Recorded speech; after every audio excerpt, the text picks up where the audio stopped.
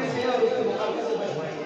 ورنہ اس کی جد میں آ گیا کہ پھر پتہ نہیں کہاں سے کہاں پہنچ جائے۔ اللہ علیہ وسلم پہلا قرآن کا یہ ہے کہ قرآن پر یقین اور ایمان لائے، سچی اور توفیق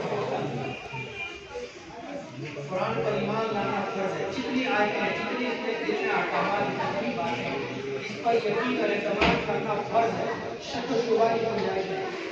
جب کوئی کہہ دیے قرآن میں لکھا ہوا ہے، یہ قرآن کی بات ہے، یہ قرآن کی آیت ہے، یہ قرآن کا وطن ہے، تو مسلمانوں کو اپنا سر جھکا دینا چاہیے اور اس کو فوراً مان لینا چاہیے کہ سچی اور کی بات ہے۔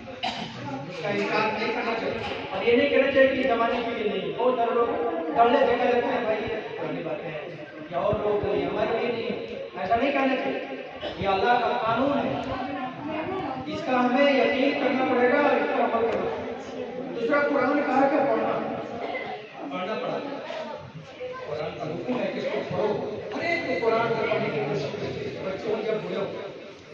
قرآن سے کوئی عادت نہ بنے، قرآن سیکھنے کی کوئی عمر نہیں ہوتی، اس کو آسانی کے لیے بچوں کو پڑھا دیا جائے، ورنہ تو موت تک قرآن سیکھنے سکھانے کی عمر ہوتی ہے۔ ہر زمانے میں ہر عمر میں آدمی قرآن سیکھنے سکھانے کی کوشش کرے۔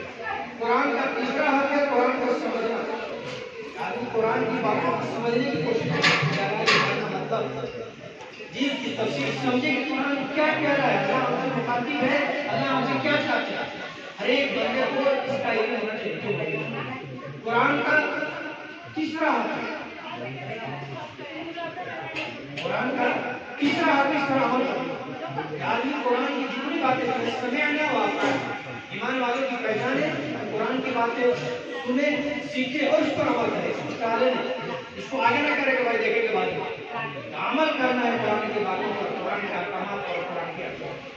جی ایک مستقل ایک کام ہے کہ قرآن کی بات جتنی سنی جائے اس کو ملو اور اس پر عمل کیا جائے، یہ شان ہے ایمان والوں کی، قرآن کی باتیں سنی ہے اور اس پر عمل کیا۔ قرآن کا ایک حق ہے قرآن کی تبلیغ، ہذا بلاغ للناس، قرآن نہیں ہے یہ کہ حدیث کے پیغام ہے، بلغ ما انزل الیک، جو کچھ آپ سے قرآن اترا ہے آپ اس کی تبلیغ کریں،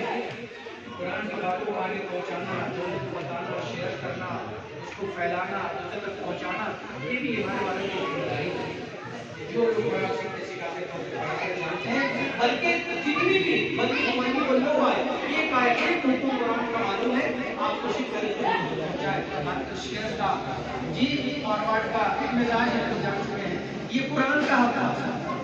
ہم نے ادھر ادھر کی لوگوں کی باتیں شیئر کرنا شروع کر دیا ہے، حالانکہ یہ قرآن کا حق ہے، قرآن کی باتیں سنی جائے، اس کو شیئر کی جائے، اس کو بتایا جائے اور لوگوں تک پہنچائے۔ اللہ ہمیں توفیق دے۔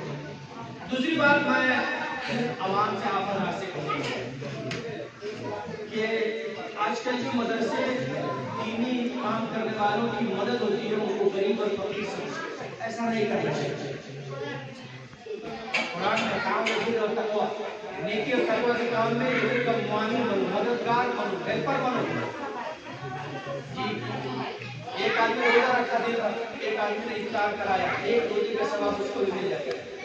حدیث میں ایک آدمی اللہ کے راستے میں مجاہد ہے، کوئی آدمی اس کے گھر کی دیکھ ریکھ کر رہا ہے، تو وہ جتنا اللہ کے راستے میں ثواب مل رہا ہے اس کے گھر کے بعد بچوں کو دیکھ ریکھ خرچہ پانی پہنچانے والا جتنا ثواب ملتا ہے۔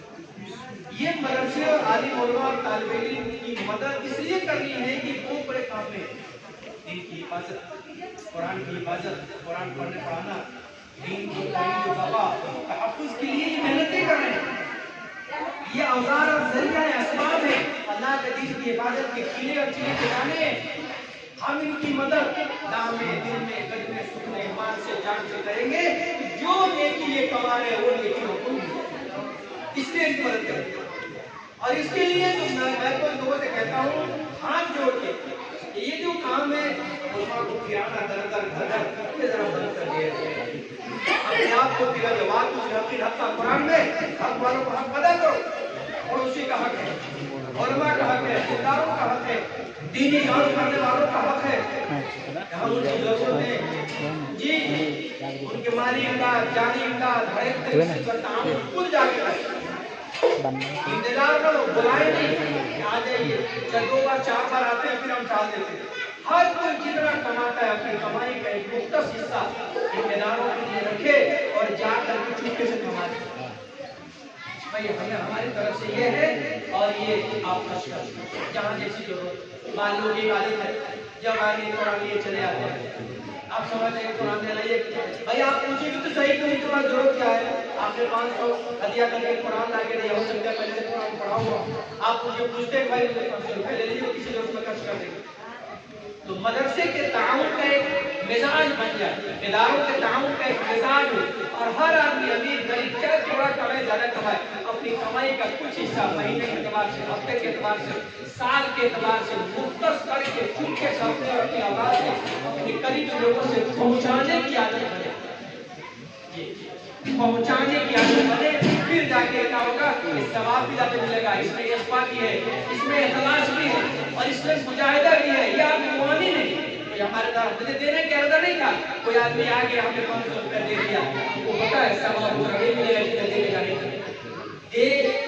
जाकर देंगे, जितना सवाब उसमें है, जितना इखलास उसमें है, जितनी मुआवनत उसमें है, इसमें नहीं, इसमें नहीं।